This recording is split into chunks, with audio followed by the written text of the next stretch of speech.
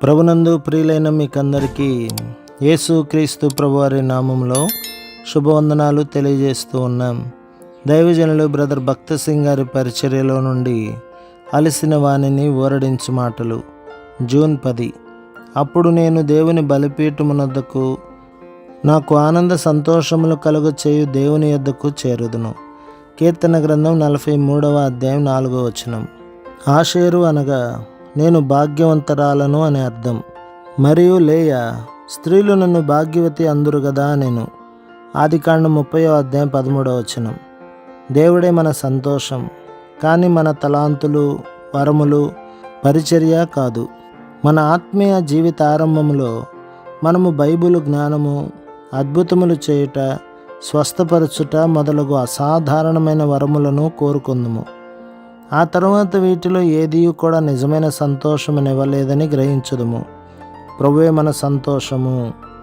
ఆయన సన్నిధిలో ఉండి ఆయనతో మాట్లాడుట మన ఆధిక్యత. కీర్తన గ్రంథం 16వ అధ్యాయం 11వ వచనంలో దావీదు ఇట్లు చెప్పుచున్నాడు, నీ సన్నిధిని సంపూర్ణ సంతోషము కలదు, నీ కుడి చేతిలో నిత్యము సుఖములు కలవు. నీవు మోకాళ్లపై నుండి ఆయనను ఆరాధించుటలో, భక్తి కలిగి ఆయనతో సహవాసం చేయుటలో, ఆయన వాక్యము చదువుటలో గడిపిన సమయమే నీ జీవితంలో మిక్కిలి సంతోషకరమైన సమయమని నీవు గమనించి ఉందువు. ప్రపంచంలోని ఏ సంతోషము కూడా ఈ సంతోషముతో పోల్చదగినది కాదు. భారతదేశంలోని దేవాలయములను కొల్లగొట్టిన ఒక రాజును గూర్చిన నిజమైన కథ కలదు. అతడు సింధు నదిని దాటిన అనంతరము తన సేవకులతో, మీ నమ్మకత్వమునకు నేను మీకు బహుమతినివ్వగోరుచున్నాను. అనేక సంవత్సరములు మీరు నాతో శ్రమపడితిరి అని వజ్రములు, కెంపులు, ఇంకను అనేకమైన ప్రశస్త రత్నములు గల సంచులను తెరిచి వారికి కావలసిన వాటిని అన్నింటినీ తీసుకొనుమని చెప్పెను. రాజు దగ్గర నిలిచిన ఒక సైనికుడు తప్ప అందరూ తమ భాగమును తీసుకొనుటకు వచ్చిరి. అప్పుడు ఆ రాజు అతనిని కూడా వెళ్ళి తన భాగమును తీసుకొనుమని చెప్పెను. అప్పుడు ఆ సైనికుడు, నేను మిమ్మల్నే కోరుకొనుచున్నాను, నాకు ఈ సంపదలు వద్దు, మీతోనే ఉండు ఆధిక్యతను నాకివ్వగోరుచున్నాను అనెను.